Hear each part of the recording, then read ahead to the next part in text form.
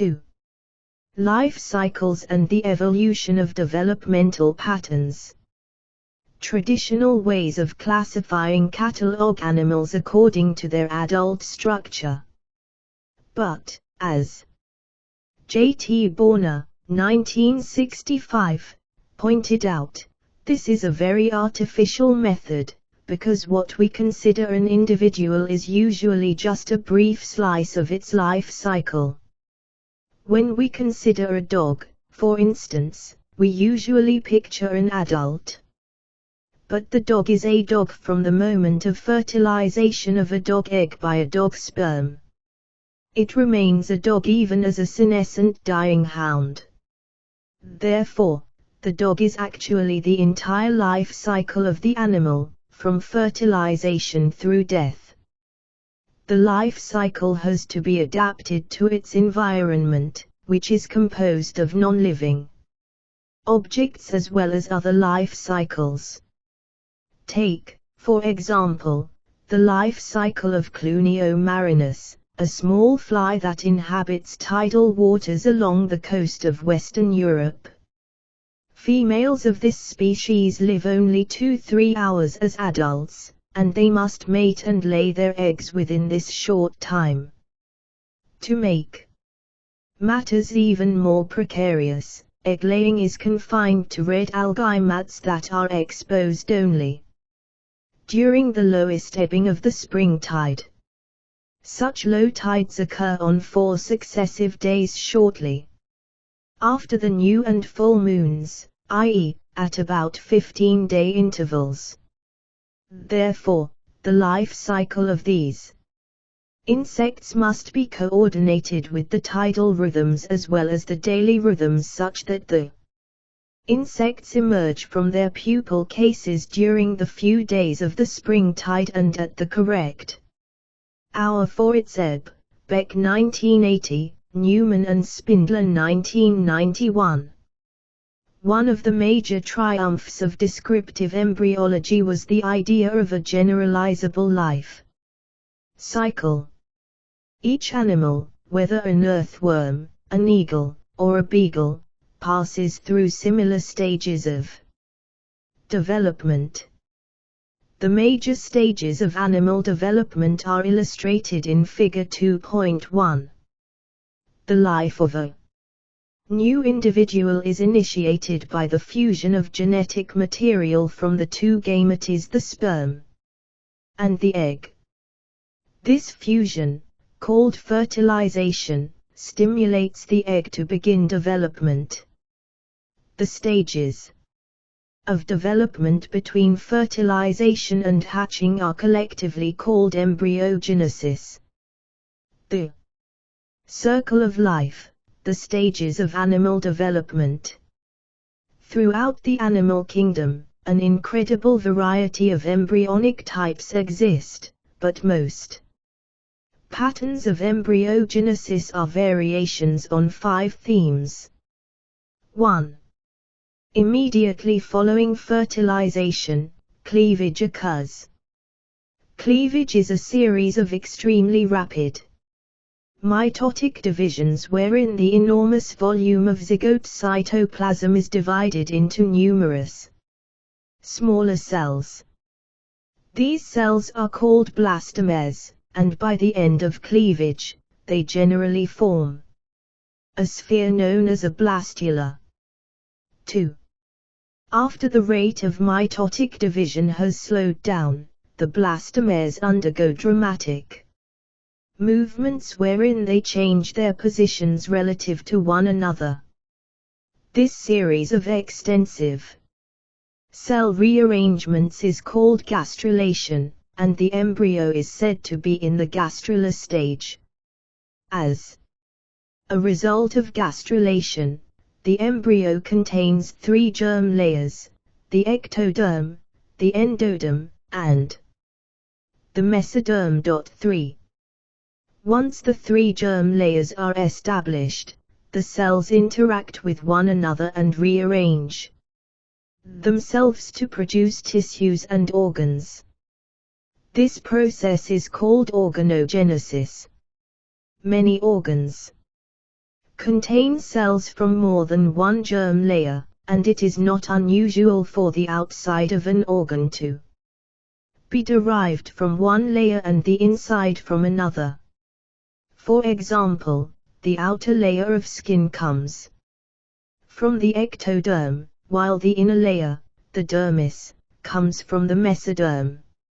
Also during organogenesis, certain cells undergo long migrations from their place of origin to their final location. These migrating cells include the precursors of blood cells, lymph cells, pigment cells, and gametes.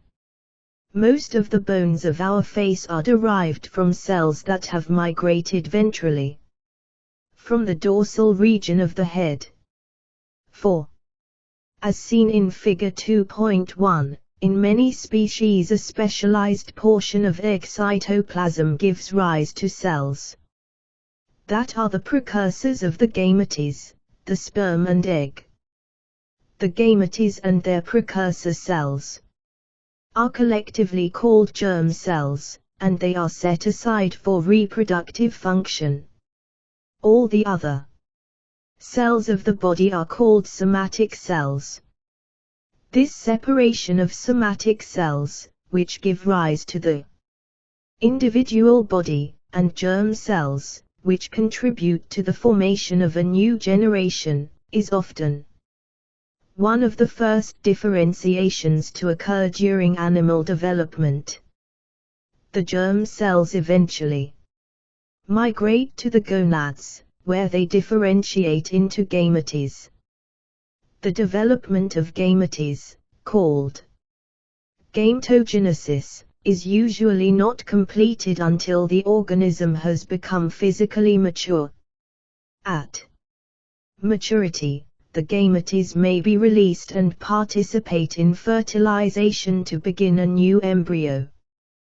The adult organism eventually undergoes senescence and dies. 5. In many species, the organism that hatches from the egg or is born into the world is not sexually mature. Indeed, in most animals, the young organism is a larva that may look significantly different from the adult. Larvae often constitute the stage of life that is used for feeding or dispersal. In many species, the larval stage is the one that lasts the longest, and the adult is a brief stage solely for reproduction. In the silkworm moths, for instance, the adults do not have mouth parts and cannot feed. The larvae must eat enough for the adult to survive and mate. Indeed, most female moths mate as soon as they eclose from their pupa, and they fly only once to lay their eggs. Then they die. The frog life cycle. Figure 2.1 uses the development of a frog to show a representative life cycle. Let us look at this life cycle in a bit more detail.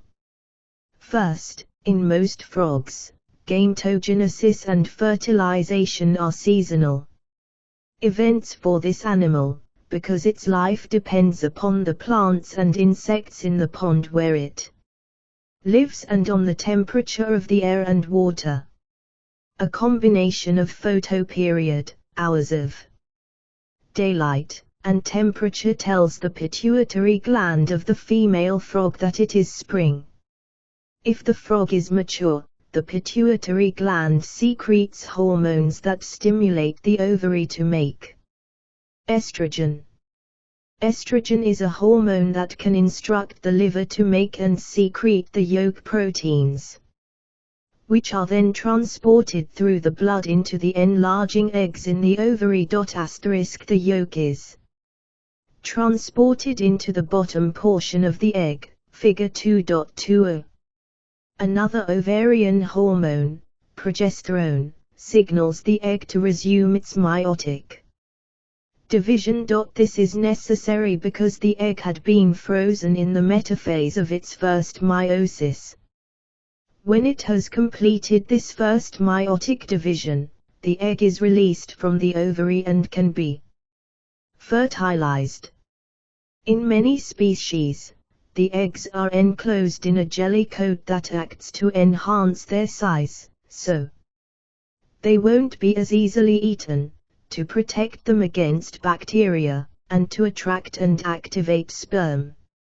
Sperm also occur on a seasonal basis.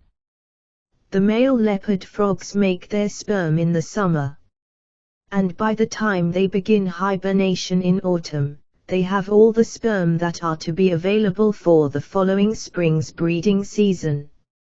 In most species of frogs, fertilization is external. The male frog grabs the female's back and fertilizes the eggs as the female frog releases them. Figure 2.2b.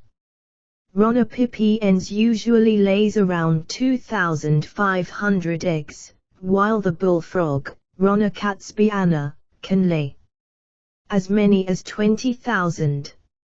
Some species lay their eggs in pond vegetation, and the jelly adheres to the plants and anchors the eggs. Figure 2.2c. Other species float their eggs into the center of the pond without any support. Fertilization accomplishes several things. First, it allows the egg to complete its second meiotic division, which provides the egg with a haploid pronucleus. The egg pronucleus and the sperm pronucleus will meet in the egg cytoplasm to form the diploid zygotic nucleus. Second, fertilization causes the cytoplasm of the egg to move such that different parts of the cytoplasm find themselves in new locations. Figure 2.2d. Third, fertilization activates those molecules necessary to begin cell cleavage and development. Run 1950. The sperm and egg die quickly unless fertilization occurs. During cleavage, the volume of the frog egg stays the same, but it is divided into tens of thousands of cells. Figure 2.2eh. The animal hemisphere of the egg divides faster than the vegetal hemisphere does, and the cells of the vegetal hemisphere become progressively larger. The more vegetal the cytoplasm, a fluid-filled cavity, the blaster cell, forms in the animal hemisphere. Figure 2.2h. This cavity will be important for allowing cell movements to occur. During gastrulation. Gastrulation in the frog begins at a point on the embryo surface roughly 180 degrees opposite the point of sperm entry, with the formation of a dimple, called the blastopore. Cells migrate through the blastopore and toward the animal pole. Figure 2.3b. These cells become the dorsal mesoderm. The blastopore expands into a circle. Figure 2.3c, and cells migrating through this circle become the lateral and ventral mesoderm. The cells remaining on the outside become the ectoderm, and this outer layer expands vegetally to enclose the entire embryo. The large yolky cells that remain at the vegetal hemisphere, until they are encircled by the ectoderm, become the endoderm. Thus, at the end of gastrulation, the ectoderm, the precursor of the epidermis and nerves, is on the outside of the embryo. The endoderm, the precursor of the gut lining, is on the inside of the embryo, and the mesoderm, the precursor of connective tissue, blood, skeleton, gonads, and kidneys, is between them. Organogenesis begins when the notochord rod of mesodermal cells in the most dorsal portion of the embryo tells the ectodermal cells above it that they are not going to become skin. Rather, these dorsal ectoderm cells are to form a tube and become the nervous system. At this stage, the embryo is called a neurula. The neural precursor cells elongate, stretch, and fold into the embryo, figure 2.3 A.The, forming the neural tube. The future back epidermal cells cover them. The cells that had connected the neural tube to the epidermis become the neural crest cells. The neural crest cells are almost like a fourth germ layer. They give rise to the pigment cells of the body, the melanocytes, the peripheral neurons, and the cartilage of the face. Once the neural tube has formed, it induces changes in its neighbors, and organogenesis continues. The mesodermal tissue adjacent to the notochord becomes segmented into somites, the precursors of the frog's back muscles, spinal cord, and dermis, the inner portion of the skin. These somites appear as blocks of mesodermal tissue, figure 2.3 Fg. The embryo develops a mouth and an anus, and it elongates into the typical tadpole structure. The neurons make their connections to the muscles and to other neurons, the gills form, and the larva is ready to hatch from its egg jelly. The hatched tadpole will soon feed for itself once the yolk supply given it by its mother is exhausted, figure 2.3 H. Vademecum. Amphibian development. The development of frogs is best portrayed in time-lapse movies and 3D models. This CD-ROM segment follows amphibian development from fertilization through metamorphosis. Click on amphibian. Metamorphosis of the tadpole larva into an adult frog is one of the most striking transformations in all of biology, figure 2.4. In amphibians, metamorphosis is initiated by hormones from the tadpole's thyroid gland, and these changes prepare an aquatic organism for a terrestrial existence. The mechanisms by which thyroid hormones accomplish these changes will be discussed in Chapter 18. In neurons, frogs and toads, the metamorphic changes are most striking, and almost every organ is subject to modification. The changes in form are very obvious. For locomotion, the hind limbs and forelimbs differentiate as the paddle tail recedes. The cartilaginous skull of the tadpole is replaced by the predominantly bony skull of the young frog. The horny teeth the tadpole uses to tear up pond plants disappear as the mouth and jaw take a new shape, and the fly-catching tongue muscle of the frog develops.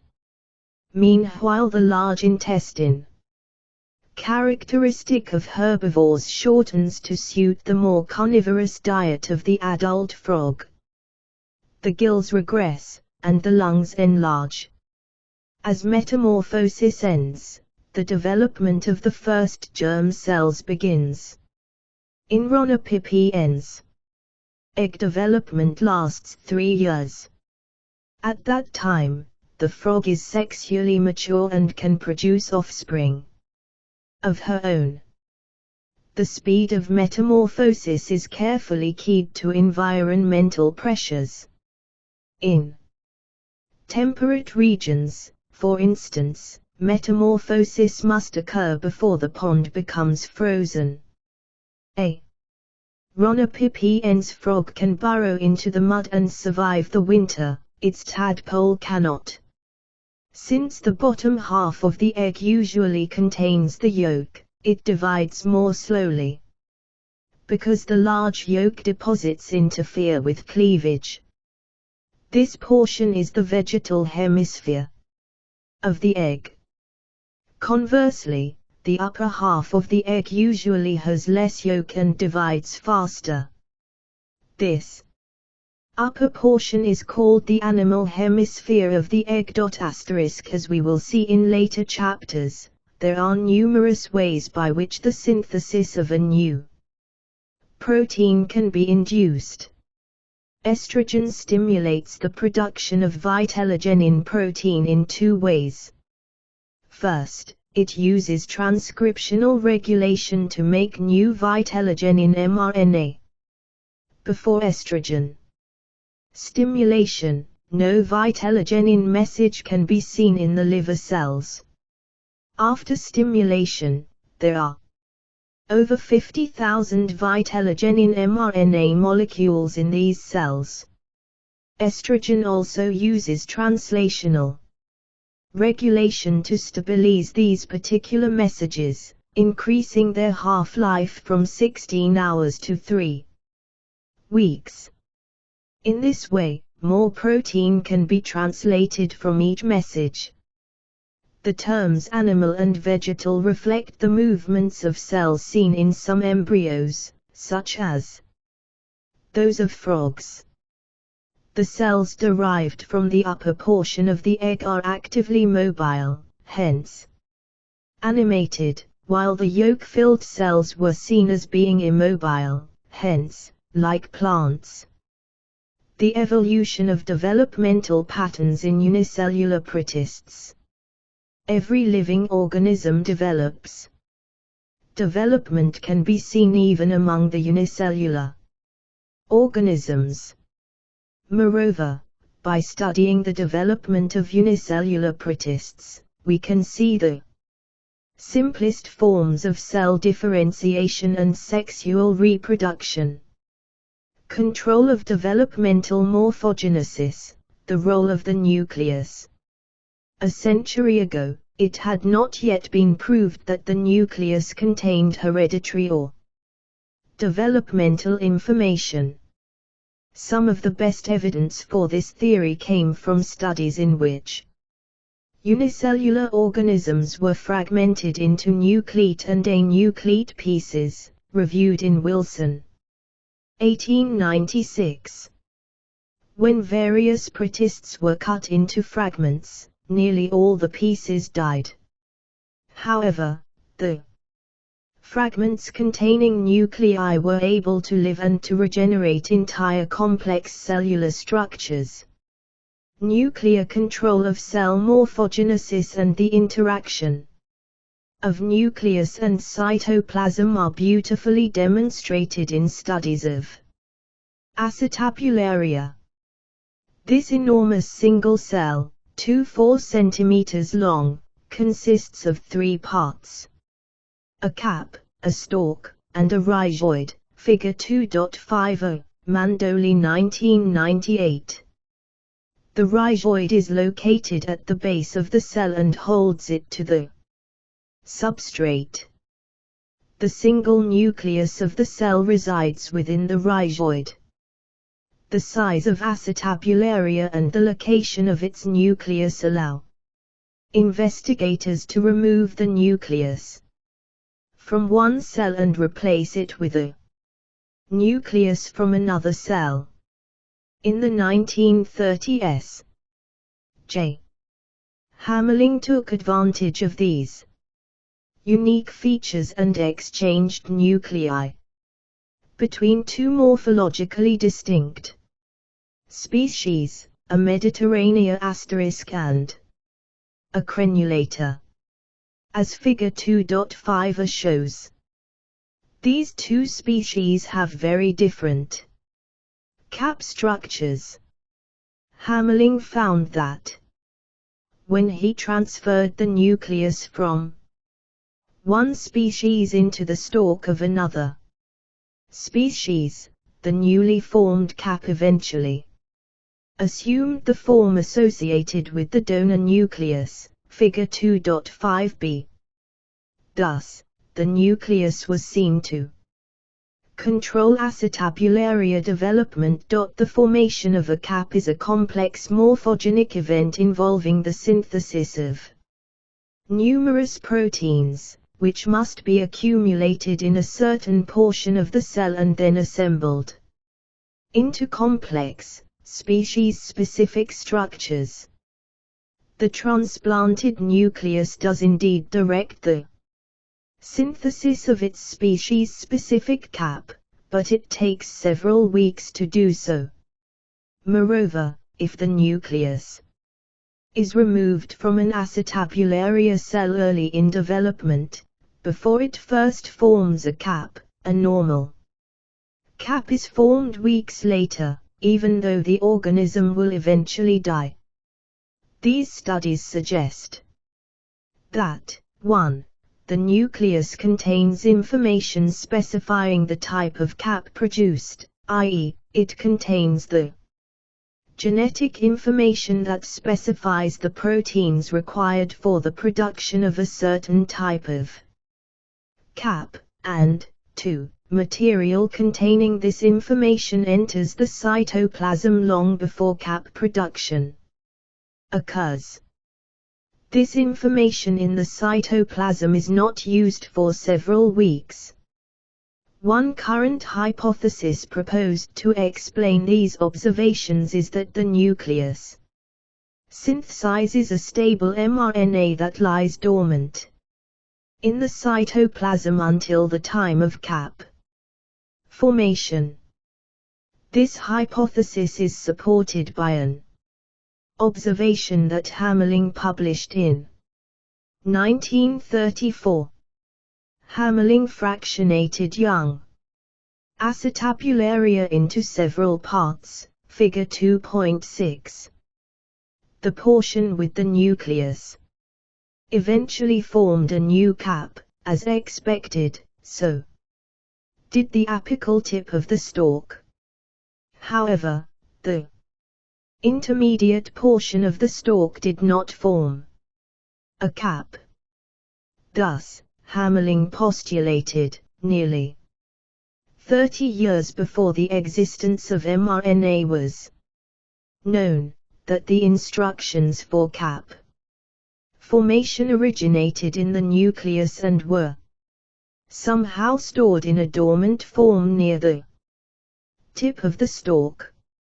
Many years later, researchers established that nucleus-derived mRNA does accumulate in the tip of the stalk, and that the destruction of this mRNA or the inhibition of protein synthesis in this region prevents cap formation. Klopstek and Schweiger 1975. Garcia and Daisy 1986.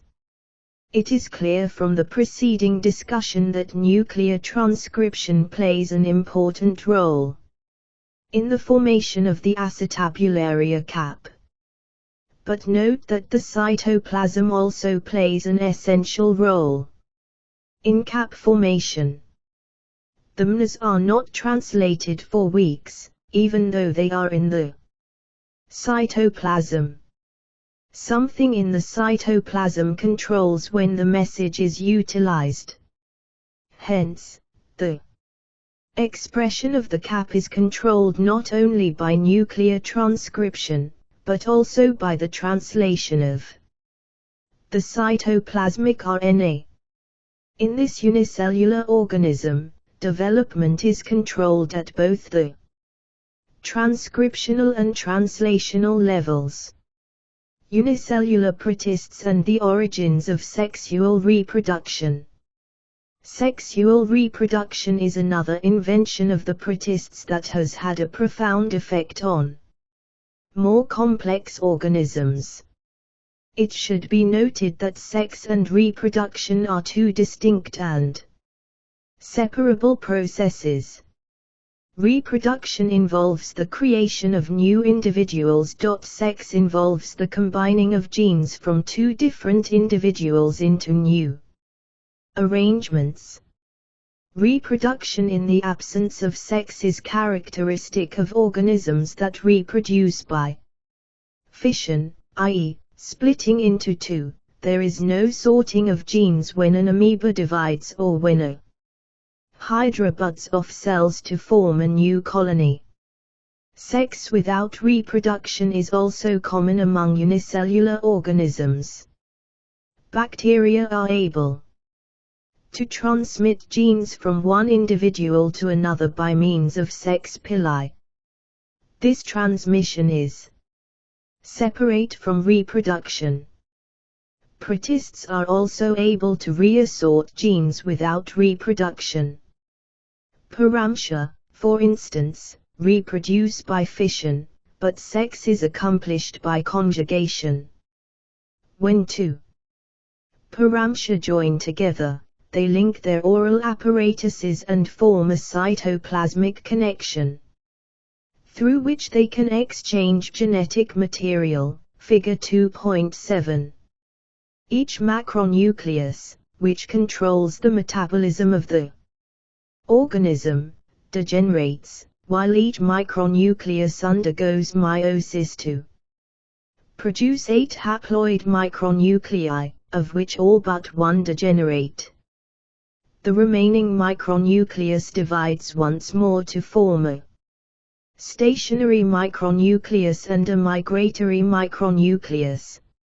Each migratory micronucleus crosses the cytoplasmic bridge and fuses with, fertilizes, the stationary micronucleus, thereby creating a new diploid nucleus in each cell.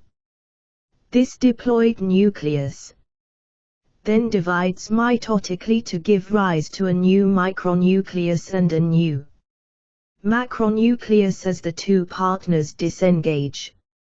Therefore, no reproduction has occurred, only sex. The union of these two distinct processes, sex and reproduction, into sexual reproduction is seen in unicellular eukaryotes. Figure 2.8 shows the life cycle of Chlamydomonas. This organism is usually haploid, having just one copy of each chromosome, like a mammalian gamete. The individuals of each species, however, are divided into two mating types, plus and minus. When a plus and a minus meet, they join their cytoplasms, and their nuclei fuse to form a diploid zygote.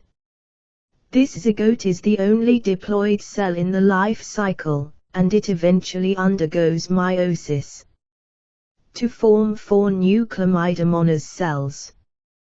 This is true sexual reproduction, for chromosomes are reassorted during the meiotic divisions and more individuals are formed.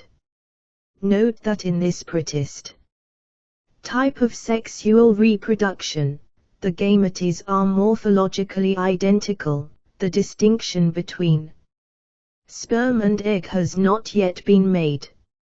In evolving sexual reproduction, 2 important advances had to be achieved.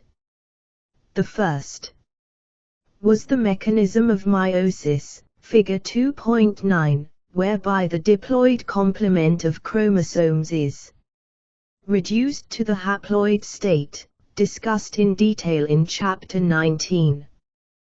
The second was a mechanism whereby the 2 different mating types could recognize each other. In Chlamydomonas, recognition occurs first on the flagellar membranes, figure 2.10, Birdman et al. 1975, Goodenough and Weiss 1975.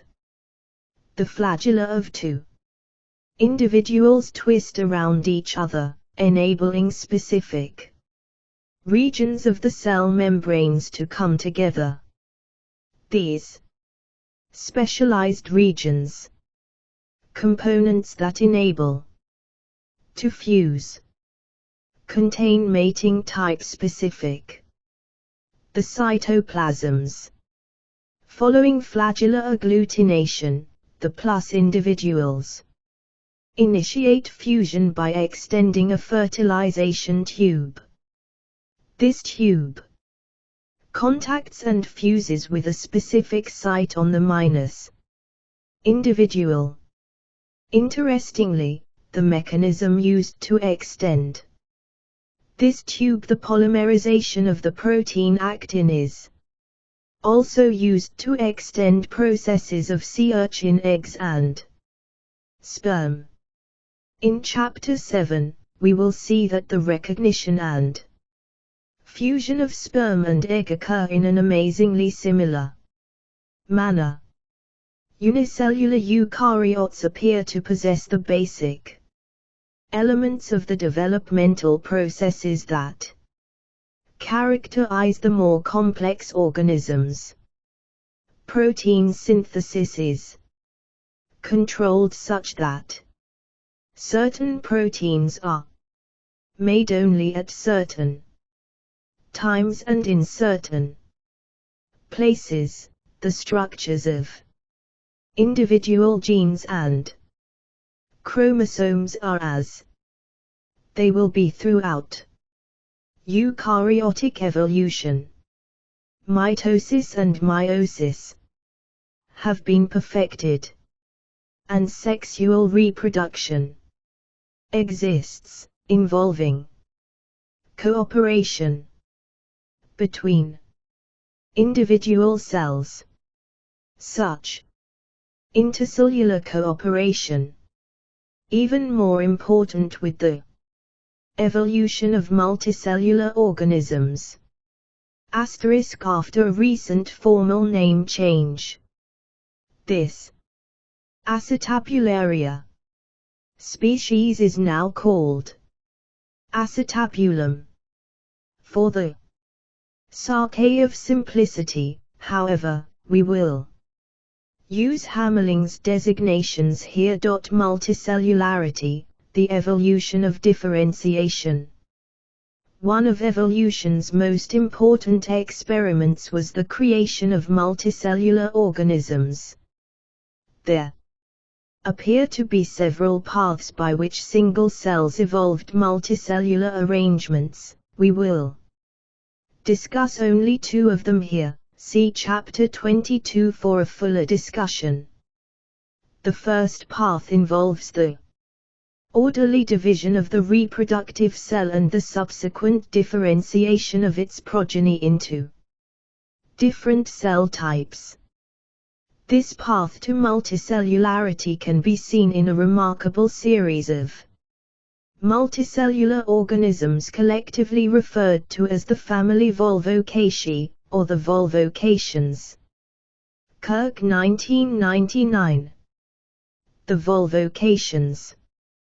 The simpler organisms among the Volvocaceans are ordered assemblies of numerous cells, each resembling the unicellular Protist chlamydomonas, to which they are related. Figure 2.11a. A single organism of the Volvocation. Genus Gonium, Figure 2.11b, 4. Example, consists of a flat plate of 4 to 16 cells, each with its own flagellum. In a related genus, Padorina, the 16 cells form a sphere, Figure 2.11c, and in Eudorina, the sphere contains 32 or 64 cells arranged in a regular pattern, Figure 2.11d. In these organisms, then, a very important developmental principle has been worked out, the ordered division of one cell to generate a number of cells that are organized in a predictable fashion, as occurs during cleavage in most animal embryos. The cell divisions by which a single volvocation cell produces an organism of 4 to 64 cells occur in very rapid sequence and in the absence of cell growth. The next two genera of the volvocation series exhibit another important principle of development, the differentiation of cell types within an individual organism. The reproductive cells become differentiated from the somatic cells. In all the genera mentioned earlier, every cell can, and normally does, produce a complete new organism by mitosis. In the genera Pleodorina and Volvox, however, relatively few cells can reproduce. In Pleodorina californica, Fig. 2.11e, the cells in the anterior region are restricted to a somatic function, only those cells on the posterior side can reproduce. In P. californica, a colony usually has 128 or 64 cells, and the ratio of the number of somatic cells to the number of reproductive cells is usually 3:5. Thus, a 1:8 cell colony typically has 48 somatic cells, and a 64 cell colony has 24. In Volvox, almost all the cells are somatic, and very few of the cells are able to produce new individuals.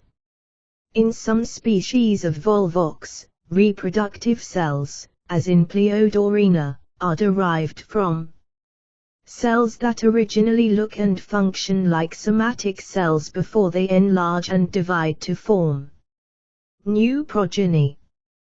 However, in other members of the genus, such as V. carteri, there is a complete division of labor. The reproductive cells that will create the next generation are set aside during the division of the original cell that is forming a new individual.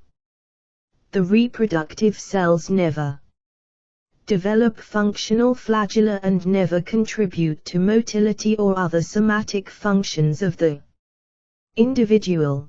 They are entirely specialized for reproduction. Thus, although the simpler volvocations may be thought of as colonial organisms, because each cell is capable of independent existence and of perpetuating the species, in V. carteri we have a truly multicellular organism with two distinct and interdependent cell types, somatic and reproductive, both of which are required for perpetuation of the species. Figure 2.11f.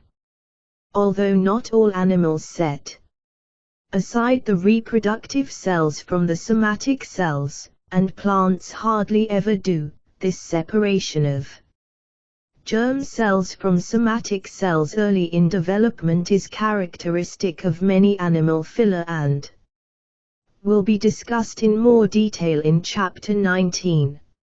Although all the volvocations, like their unicellular relative Chlamydomonas, reproduce predominantly by asexual means, they are also capable of sexual reproduction, which involves the production and fusion of haploid gametes.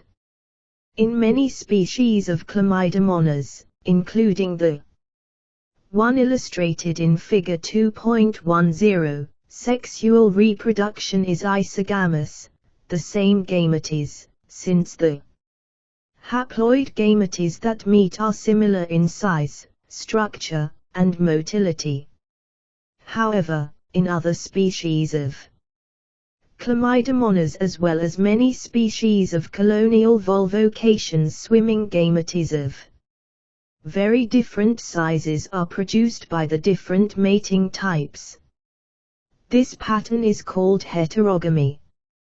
Different gametes but the larger volvocations have evolved a specialized form of heterogamy, called agamy, which involves the production of large, relatively immotile eggs by one mating type and small, motile sperm by the other. See sidelights and speculations. Here we see one type of gamete specialized for the retention of nutritional and developmental resources, and the other type of gamete specialized for the transport of nuclei. Thus, the volvocations include the simplest organisms that have distinguishable male and female members of the species, and that have distinct developmental pathways for the production of eggs or sperm. In all the volvocations, the fertilization reaction resembles that of chlamydomonas in that it results in the production of a dormant diploid zygote, which is capable of surviving harsh environmental conditions. When conditions allow the zygote to germinate, it first undergoes meiosis to produce haploid offspring of the two different mating types in equal numbers. Differentiation and morphogenesis in dictyostelium, cell adhesion.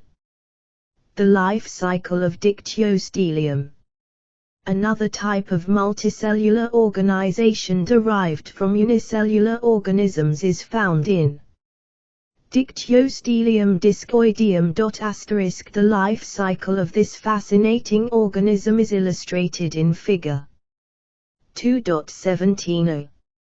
In its asexual cycle, solitary haploid amoeba, called mixamoeba or social amoeba to distinguish them from amoeba species that always remain solitary, live on decaying logs, eating bacteria and reproducing by binary fission. When they have exhausted their food supply, tens of thousands of these mixamoeba join together to form moving streams of cells that converge at a central point. Here they pile atop one another to produce a conical mound called a tight aggregate. Subsequently, a tip arises at the top of this mound, and the tight aggregate bends over to produce the migrating slug, with the tip at the front. The slug, often given the more dignified title of Pseudoplasmodium or Grex, is usually 2–4 mm long and is encased in a slimy sheath. The Grex begins to migrate, if the environment is dark and moist, with its anterior tip slightly raised. When it reaches an illuminated area, migration ceases, and the Grex differentiates into a fruiting body composed of spore cells and a stalk. The anterior cells, representing 15–20% of entire cellular population, form the tubed stalk. This process begins as some of the central anterior cells, the prestalk cells, begin secreting an extracellular coat and extending a tube through the Grex.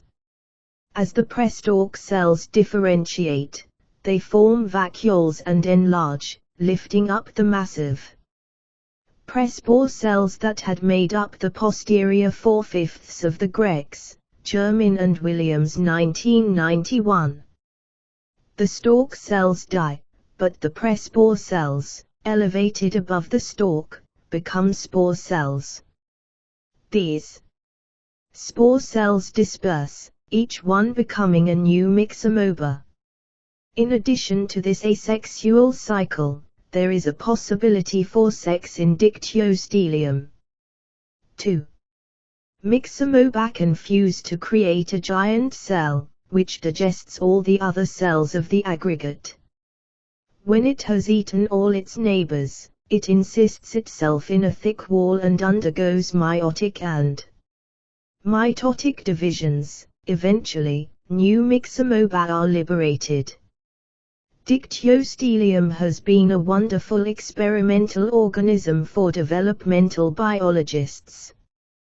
Because initially identical cells are differentiated into one of two alternative cell types, spore and stalk. It is also an organism wherein individual cells come together to form a cohesive structure, composed of differentiated cell types, akin to tissue formation in more complex organisms. The aggregation of thousands of myxomoba into a single organism is an incredible feat of organization that invites experimentation to answer questions about the mechanisms involved. The first question is, what causes the myxomoba to aggregate? Time-lapse microcinematography has shown that no directed movement occurs during the first 4–5 hours following nutrient starvation. During the next 5 hours, however, the cells can be seen moving at about 20 m/min for 100 seconds. This movement ceases for about 4 minutes, then resumes. Although the movement is directed toward a central point, it is not a simple radial movement. Rather, cells join with one another to form streams.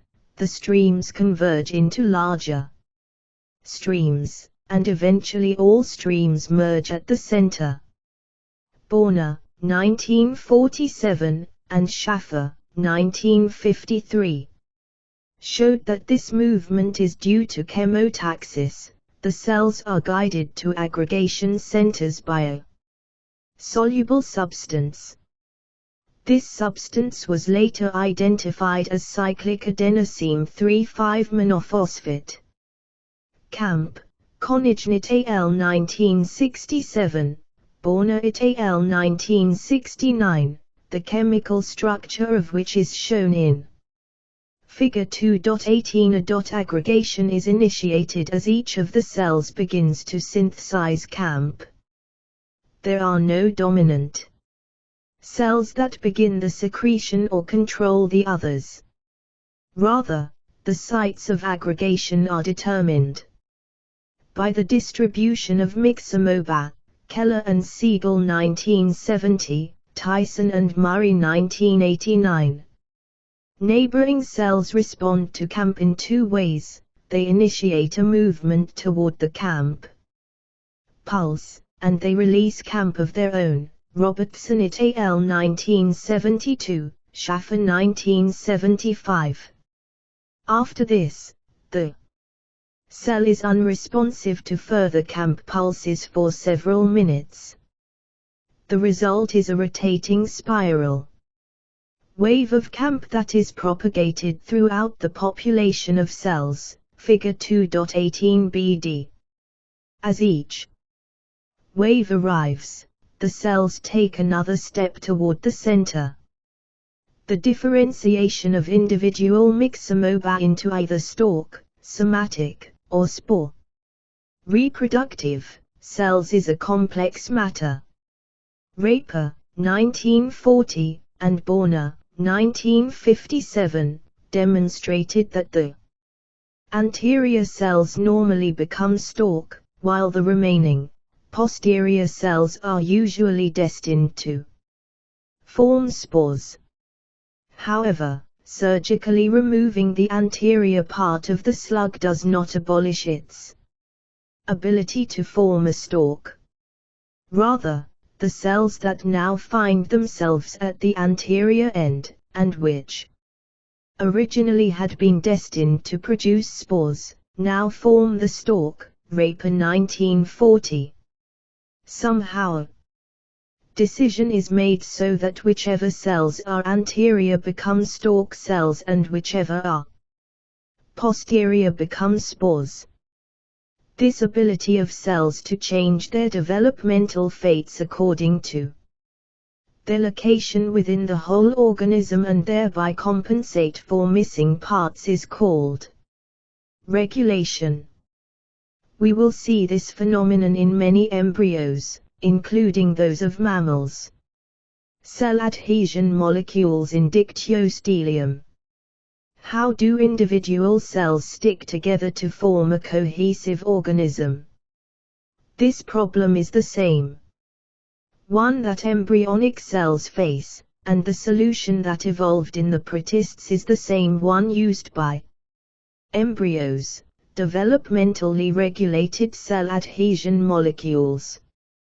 While growing mitotically on bacteria, dictyostelium cells do not adhere to one another. However, once cell division stops, the cells become increasingly adhesive, reaching a plateau of maximum cohesiveness around 8 hours after starvation.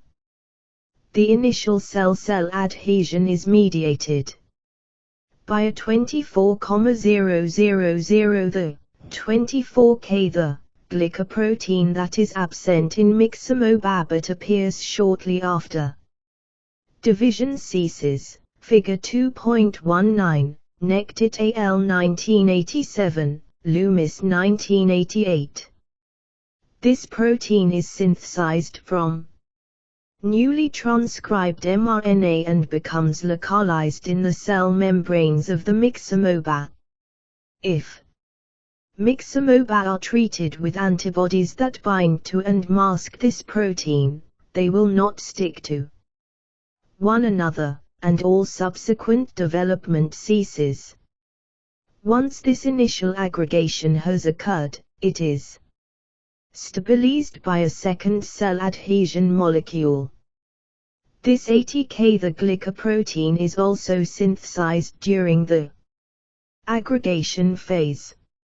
If it is defective or absent in the cells, small slugs will form, and their fruiting bodies will be only about 1/3 the normal size. Thus, the second cell adhesion system seems to be needed for retaining a large enough number of cells to form large fruiting bodies. Muller and Jerisk 1978, Loomis 1988. In addition, a third cell adhesion system is activated late in development, while the slug is migrating. This protein appears to be important in the movement of the pre-stalk cells to the apex of the mound. Ginger et al. 1998. Thus, dictyostelium has evolved 3 developmentally regulated systems of cell-cell adhesion that are necessary for the morphogenesis of individual cells into a coherent organism. As we will see in subsequent chapters, metazoan cells also use cell adhesion molecules to form the tissues and organs of the embryo. Dictyostelium is a part-time multicellular organism that does not form many cell types. K. et al. 1989, and the more complex multicellular organisms do not form by the aggregation of formally independent cells.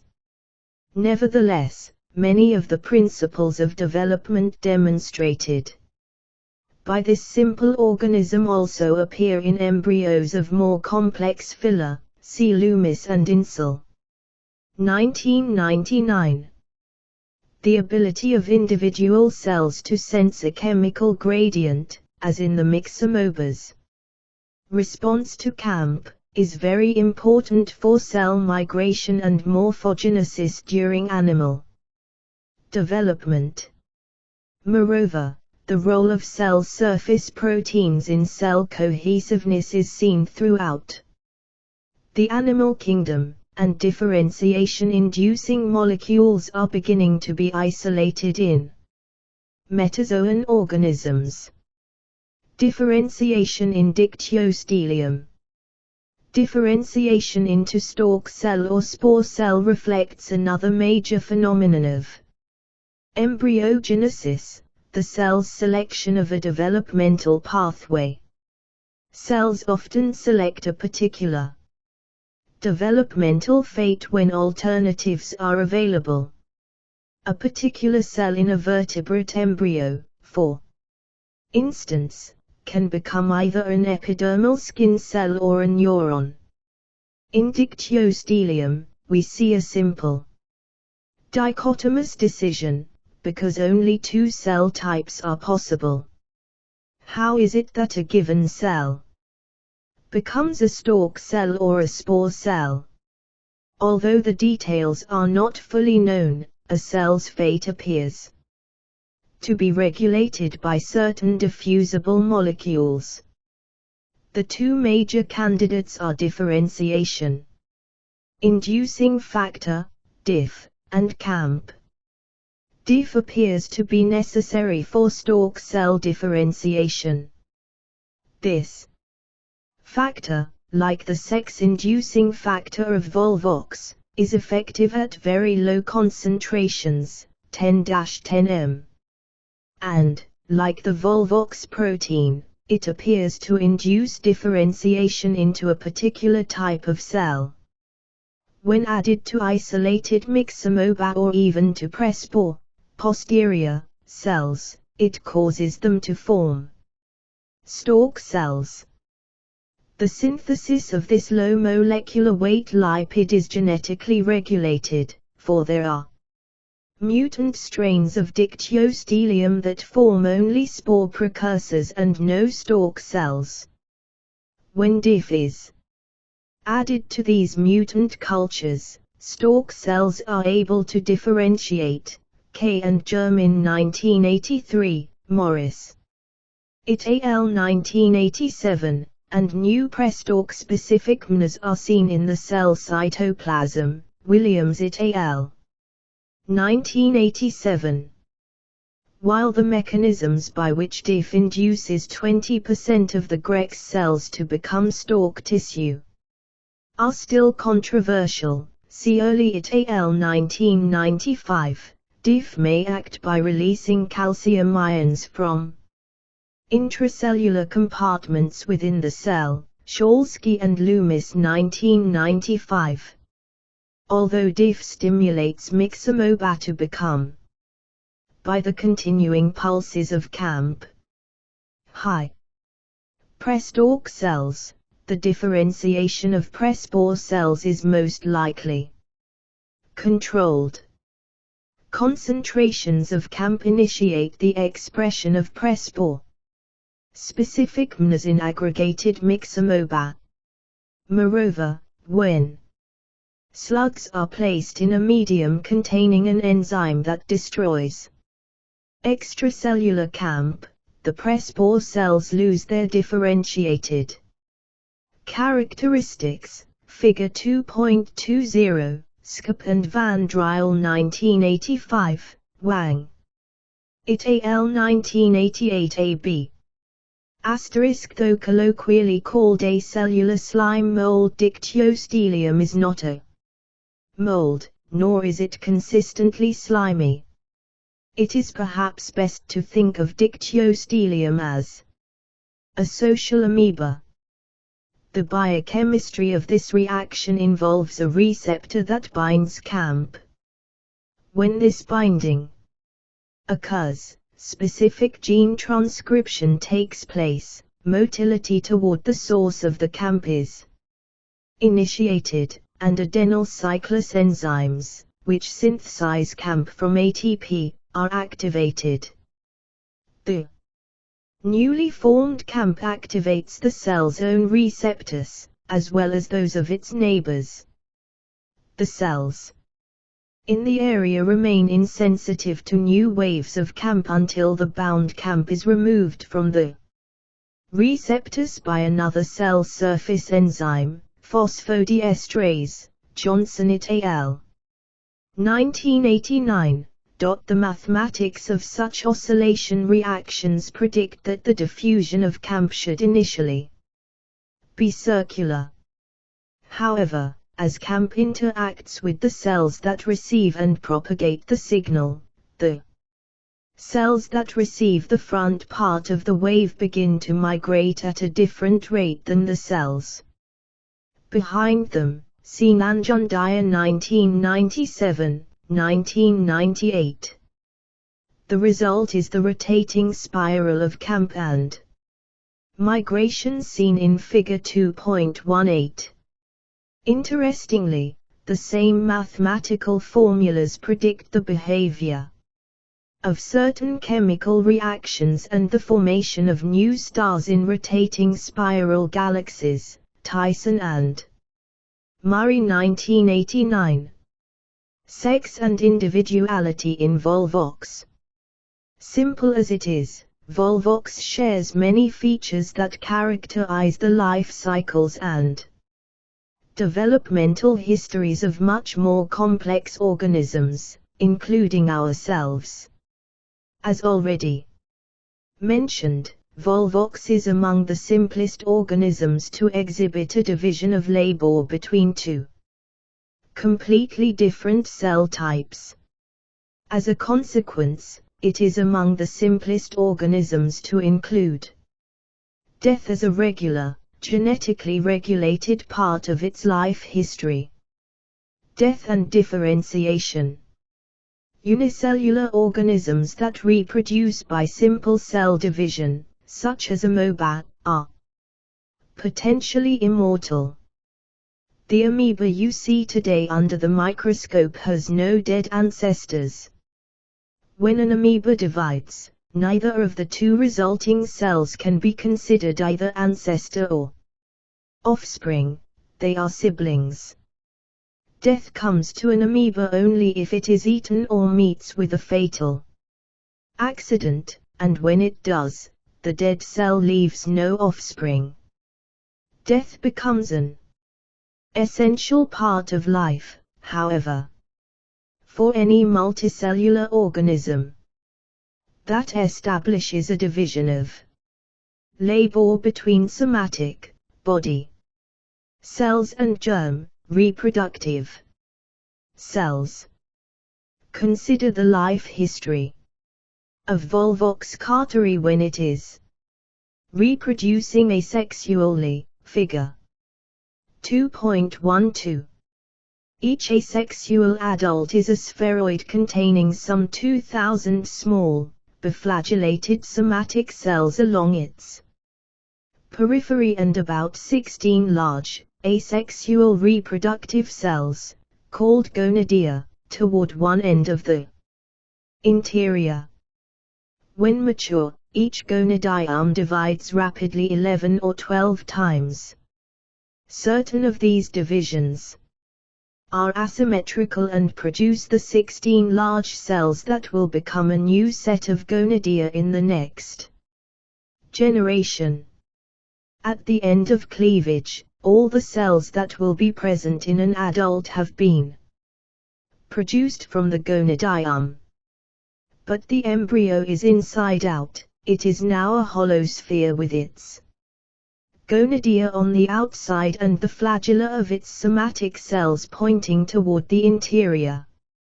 This predicament is corrected by a process called inversion, in which the embryo turns itself right side out by a set of cell movements that resemble the gastrulation movements of animal embryos.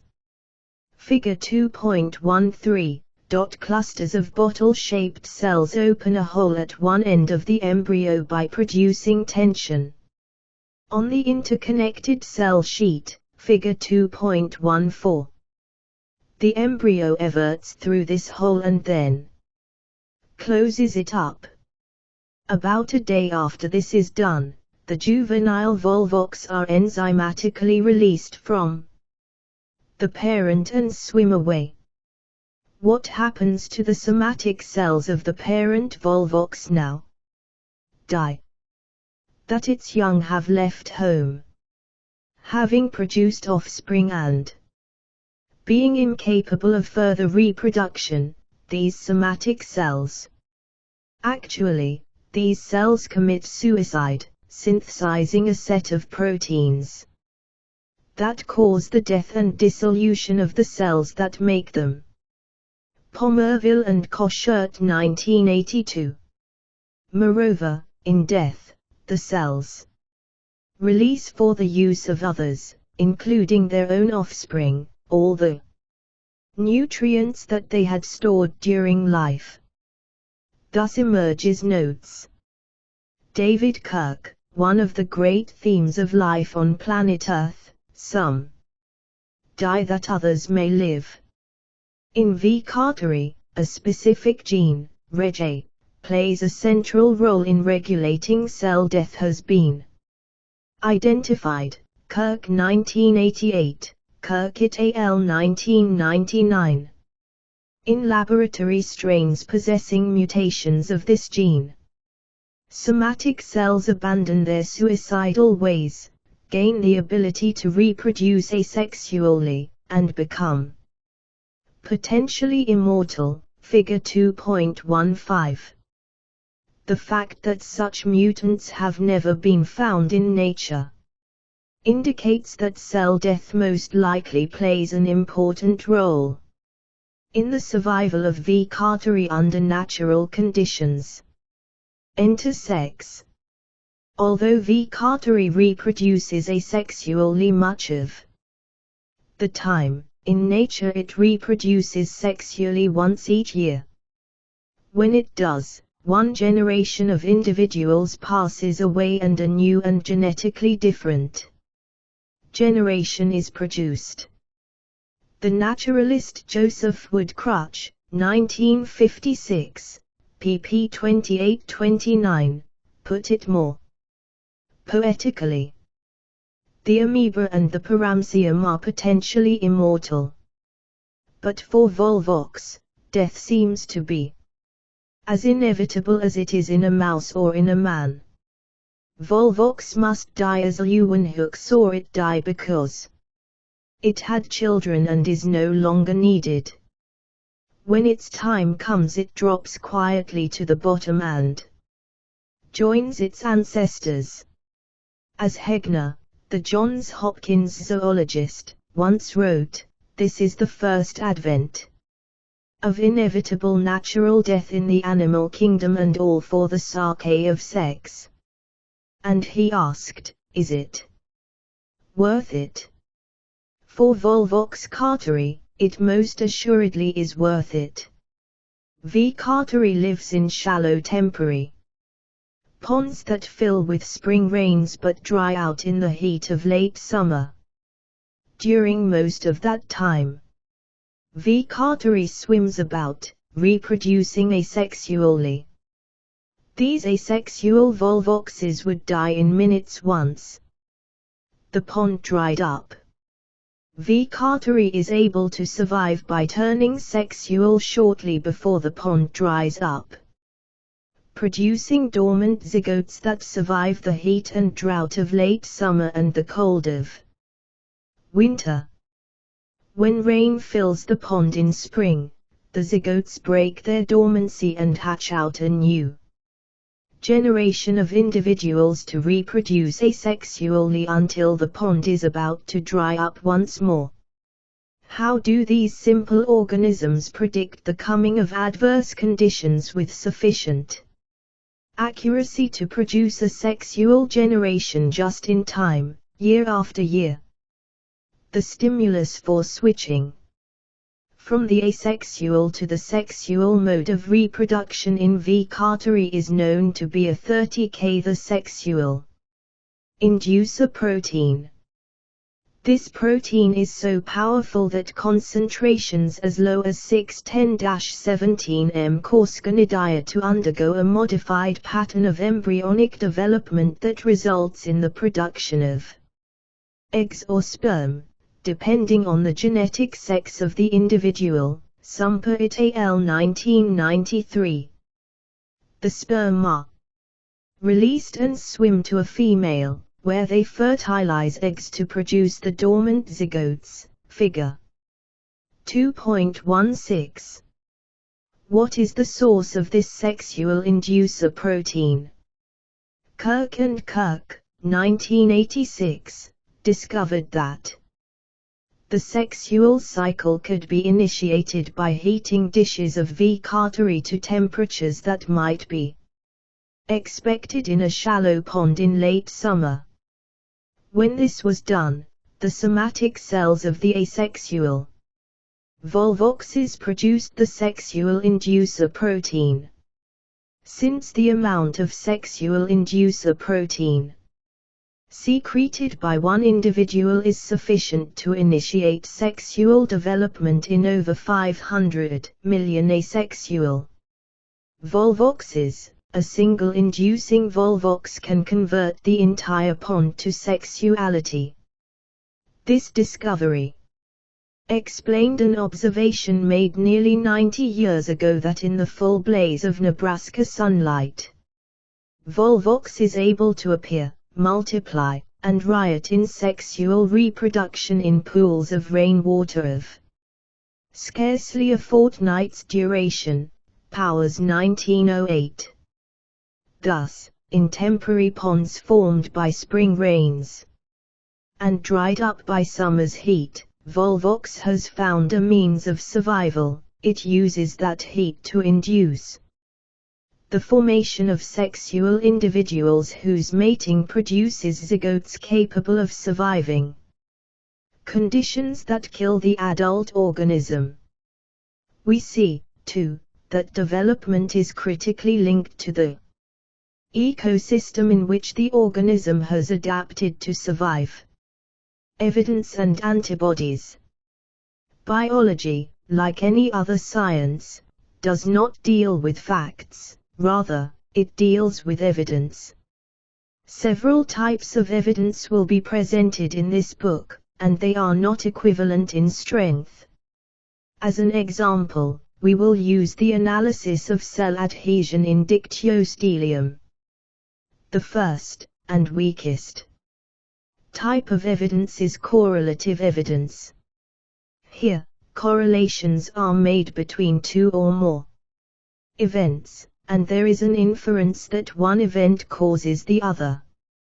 As we have seen, fluorescently labeled antibodies to a certain 24K the glycoprotein do not bind to dividing myxomoba, but they do find this protein in myxomoba cell membrane soon after the cells stop dividing and become competent to aggregate. See Figure 2.19. Thus, there is a correlation between the presence of this cell membrane glycoprotein and the ability to aggregate. Correlative evidence gives a starting point to investigations, but one cannot say with certainty that one event causes the other based solely on correlations. Although one might infer that the synthesis of this 24K the glycoprotein caused the adhesion of the cells, it is also possible that cell adhesion caused the cells to synthesize this new glycoprotein, or that cell adhesion and the synthesis of the glycoprotein are separate events initiated by the same underlying cause. The simultaneous occurrence of the two events could even be coincidental, the events having no relationship to each other. How, then, does one get beyond mere correlation? In the study of cell adhesion in dictyostelium, the next step was to use the antibodies that bound to the 24K the glycoprotein to block the adhesion of myxomoba. Using a technique pioneered by Jereska's laboratory, BEUG. It al. 1970, Knecht and co-workers, 1987, isolated the antibody's antigen-binding sites, the portions of the antibody molecule that actually recognize the antigen. This was necessary because the whole antibody molecule contains two antigen binding sites and would therefore artificially cross-link and agglutinate the myxomoba. When these antigen-binding fragments, called Fab fragments, were added to aggregation-competent cells, the cells could not aggregate. The antibody fragments inhibited the cells adhering together, presumably by binding to the 24K the glycoprotein and blocking its function. This type of evidence is called loss of function evidence. While stronger than correlative evidence, it still does not make other inferences impossible. For instance, perhaps the antibodies killed the cells, as might have been the case if the 24K the glycoprotein were a critical transport channel. This would also stop the cells from adhering. Or perhaps the 24K the glycoprotein has nothing to do with adhesion itself but is necessary for the real adhesive molecule to function.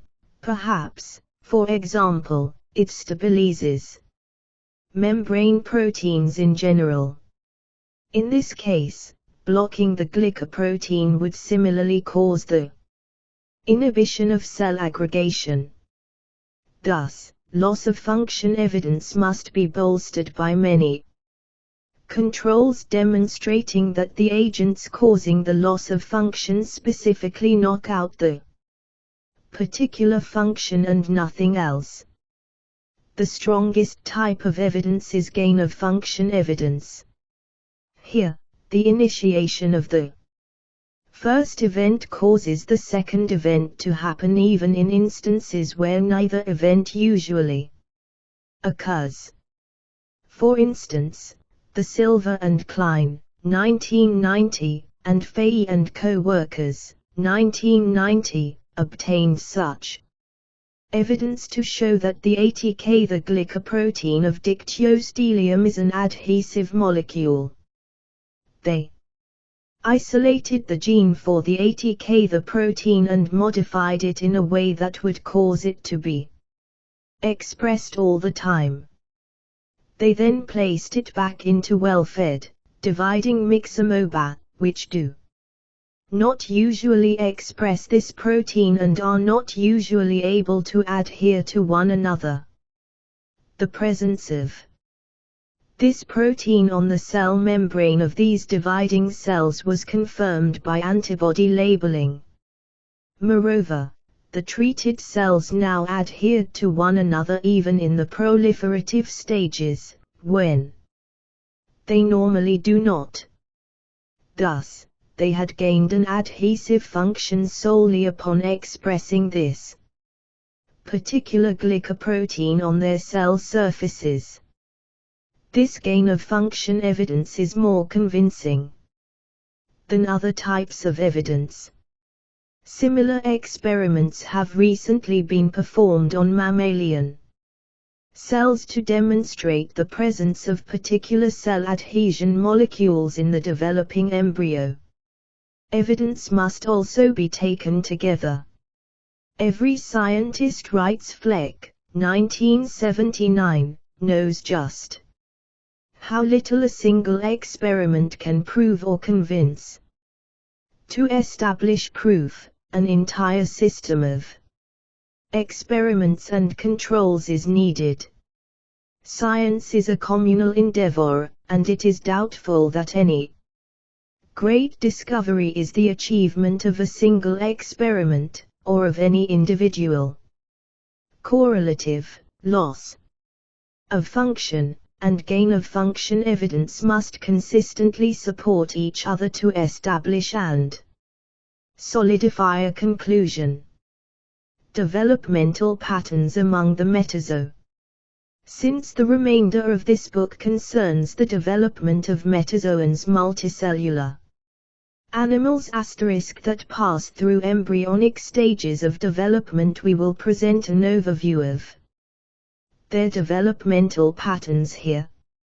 Figure 2.21 illustrates the major evolutionary trends of metazoan development. The most striking pattern is that life has not evolved in a straight line. Rather, there are several branching evolutionary paths.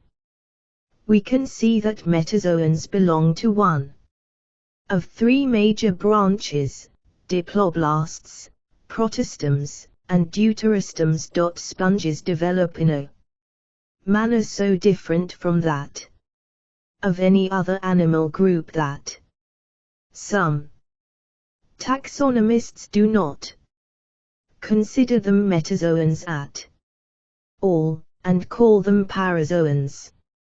A sponge has three major types of somatic cells, but one of these, the archaeocyte, can differentiate into all the other cell types in the body. Individual cells of a sponge passed through a sieve can reaggregate to form new sponges. Moreover, in some instances, such reaggregation is species-specific. Individual sponge cells from two different species are mixed together. Each of the sponges that reforms contains cells from only one species. Wilson, 1907. In these cases, it is thought that the motile archaeocytes collect cells from their own species and not from others. Turner, 1978. Sponges contain no mesoderm, so the porifera have no true organ systems, nor do they have a digestive tube or circulatory system, nerves, or muscles. Thus, even though they pass through an embryonic and a larval stage, sponges are very unlike most metazoans. Fell, 1997. However, sponges do share many features of development, including gene regulatory proteins and signaling cascades, with all the other animal phyla, suggesting that they share a common origin. Coutinho et al. 1998. Diploblasts. Diploblastic animals are those who have ectoderm and endoderm, but no true mesoderm. These include the cnidarians, jellyfish and hydras, and the ctenophores, comb jellies. Cnidarians and ctenophores constitute the radiator, so called because they have radial symmetry, like that of a tube or a wheel. In these animals, the mesoderm is rudimentary, consisting of sparsely scattered cells in a gelatinous matrix. Protistoms and deuterostoms. Most metazoans have bilateral symmetry and three germ layers. The animals of these phyla, known collectively as the bilatera, are classified as either protistoms or deuterostoms. All bilateria are thought to have descended from a primitive type of flateworm. These flateworms were the first to have a true mesoderm, although it was not hollowed out to form a body cavity. And they may have resembled the larvae of certain contemporary coelenterids. If there are two divisions of bilaterian phyla, the protistoms and the deuterostoms. Protistoms, Greek, mouth first, which include the mollusk, arthropod, and worm phyla, are so called because the mouth is formed first, at or near the opening to the gut, which is produced during gastrulation. The anus forms later at another location. The coelom, or body cavity, of these animals forms from the hollowing out of a previously solid cord of mesodermal cells. There are two major branches of the protistoms. The ecdysozoa includes those animals that molt. Its major constituent is arthropoda, a phylum containing insects, arachnids, mites, crustaceans, and millipedes. The second major group of protistums are the Lophorocozo. They are characterized by a common type of cleavage, spiral, a common larval form, and a distinctive feeding apparatus. These phyla include annelids, mollusks, and flateworms. Phyla in the Deuterostem lineage include the chordates and echinoderms. Although it may seem strange to classify humans, fish, and frogs in the same group as starfish and sea urchins, certain embryological features stress this kinship. First, in deuterostomes, mouth. Second, the mouth opening is formed after the anal opening. Also, whereas protistomes generally form their body cavities by hollowing out a solid mesodermal block, schizocellus. Formation of the body cavity. Most deuterostomes form their body cavities from mesodermal pouches extending from the gut, entocellus formation of the body cavity. It should be mentioned that there are many exceptions to these generalizations. The evolution of organisms depends on inherited changes in their development. One of the greatest evolutionary advances, the amniote egg, occurred among the deuterostomes. This type of egg, exemplified by that of a chicken, figure 2.22, is thought to have originated in the amphibian ancestors of reptiles about 255 million years ago. The amniote egg allowed vertebrates to roam on land, far from existing ponds. Whereas most amphibians must return to water to lay their eggs, the amniote egg carries its own water and food supplies. It is fertilized internally and contains yolk to nourish the developing embryo. Moreover, the amniote egg contains 4 sacs, the yolk sac, which stores nutritive proteins, the amnion, which contains the fluid bathing the embryo, the allantois, in which waste materials from embryonic metabolism collect, and the chorion, which interacts with the outside environment, selectively allowing materials to reach the embryo. The entire structure is encased in a shell that allows the diffusion of oxygen but is hard enough to protect the embryo from environmental assaults and dehydration. A similar development of egg casings enabled arthropods to be the first terrestrial invertebrates.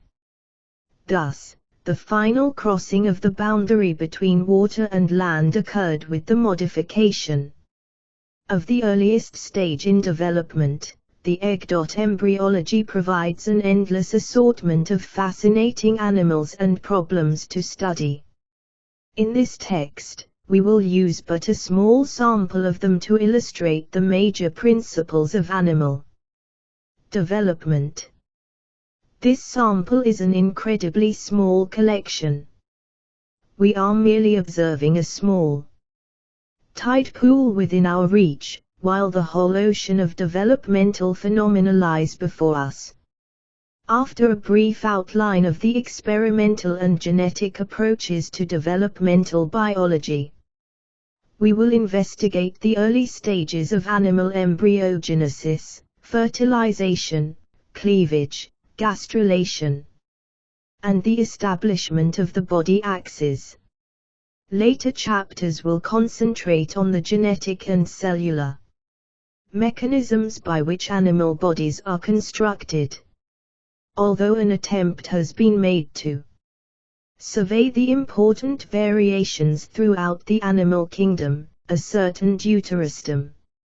Chauvinism may be apparent. For a more comprehensive survey of the diversity of animal development across the phyla, see Gilbert and Raunio 1997. Plants undergo equally complex and fascinating patterns of embryonic and post-embryonic development.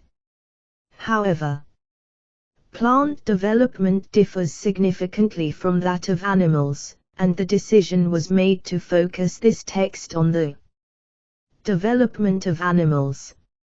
Readers who wish to discover some of the differences are referred to Chapter 20, which provides an overview of plant life cycles and the patterns of angiosperm, seed plant, development. In mammals, the chorion is modified to form the placenta to produce evolutionary change. Another example of the modification of development. Principles of development, life cycles and developmental patterns. 1.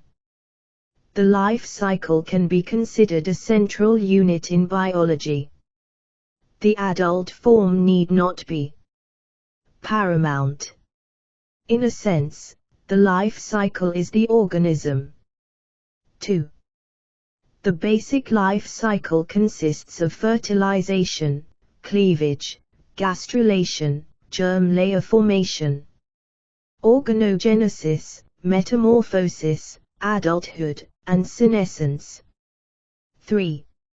Reproduction need not be sexual.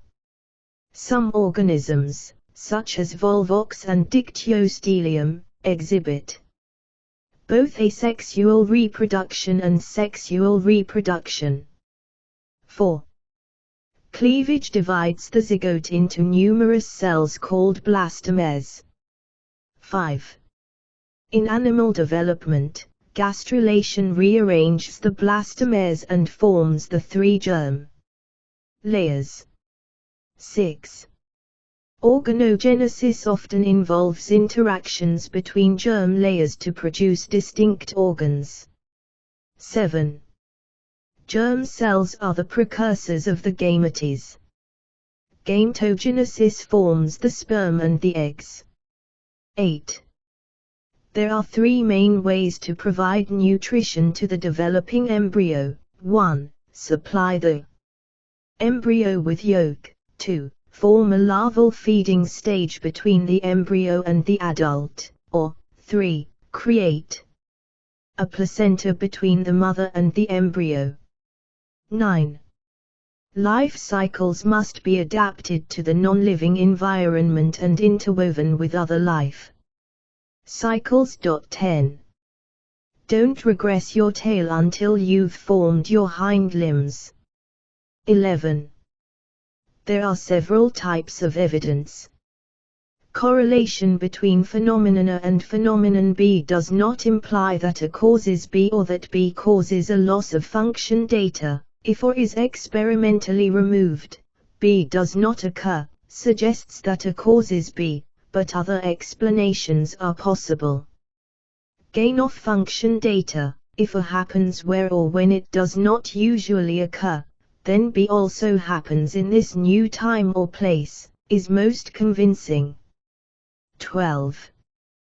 Protists and deuterists represent 2 different sets of variations on development. Protists form the mouth first, while deuterists form the anus first. 3. Principles of experiment.